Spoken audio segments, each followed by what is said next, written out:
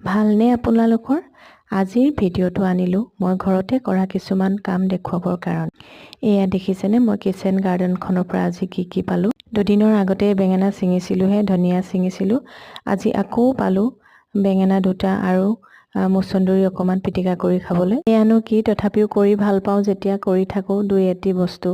মচন্দৰী, বিলাহী আৰু সৰু সুৰাকৈ বহুত কিবা কিবি মই এই গাৰ্ডেনখনৰ পৰাই লৈ থাকোঁ। তথাপিও বজাৰ নকৰিলে জানো হ'ব। বজাৰলৈ গৈ মোনা ভৰাই ভৰাই বস্তু আনে, কিন্তু ঘৰতে কৰা বস্তুকেইটা দেখিলে কিবা যেন মৰম লাগি যায়। সেইটো কাৰণে দুপৰীয়া খাবলৈ মচন্দৰী কেইডালমানকৈ বুটলি ল'লোঁ, পিটিকা কৰি খাবলৈ পৰা হ'ব। ল'ৰাই চাটনিও খাই বহুত ভাল পায়।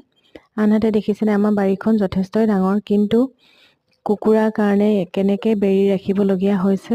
এয়া লাই শাকে কৰিছোঁ মই টাবত, আৰু বিলাহী কেইটামানো লাগি আছে দেখিছেনে। বাৰু যি কি নহওক, এইবাৰ জানেনে আমাৰ মানুহজনে আকৌ হালধিও অলপ কৰি চাইছিল।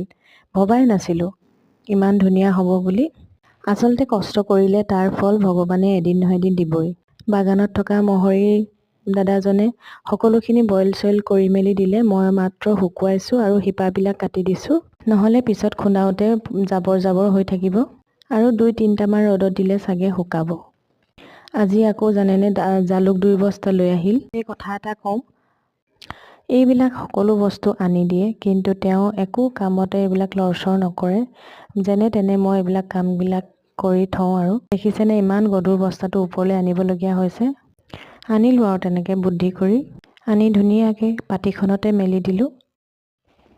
প্ৰয়োজনীয় সকলো বস্তুৱে যোগাৰ দিয়ে, কিন্তু এইবিলাক কামত তেওঁৰ ইমান ইণ্টাৰেষ্ট নাই। সেইকাৰণে মই ভাবিলোঁ বাহিৰৰ কামবিলাক তেওঁ চায়ে যেতিয়া, এইবিলাক কাম কৰাৰ দায়িত্ব মোৰ। এই জালুক শুকোৱা কামটো মই প্ৰতি বছৰে কৰিবলগীয়া হয়। যিহেতু আপোনালোকৰ লগত চিনা পৰিচয় নাছিলে, সেইটো কাৰণে মই দেখুৱাব পৰা নাছিলোঁ। এতিয়া অন্ততঃ মই আপোনালোকক দেখুৱাব পাৰিম মই কি কৰোঁ, কেনেকৈ দিনবিলাক অতিবাহিত। ল'ৰা দুইটা স্কুলৰ পৰা পালেহি, তাহাঁতকো ভাত পানী খোৱা বোৱাৰ যোগাৰ দি এই 4টামান বজাত মই জালুকখিনি ওপৰলৈ মেলিবলৈ আনিলোঁ। ওপৰত এইটো কাৰণে মেলিছোঁ, মানে ইয়াত একোহে দিগদাৰ নকৰে। 2-3 দিন এনেদৰে ৰাখি দিলেও একো আপত্তি নাই। ৰাতিপুৱালৈ এইখিনি ৰ'দলৈ উলিয়াই দিব লাগিব। এতিয়া ইয়াতে থাকক। এইজনে মোৰ কেমেৰামেনজন, ইহঁতি দুয়োটাই মোক প্ৰত্যেকটো কামতে সহায় কৰি দিয়ে। তাৰ কাৰণে ভগৱানক অশেষ ধন্যবাদ।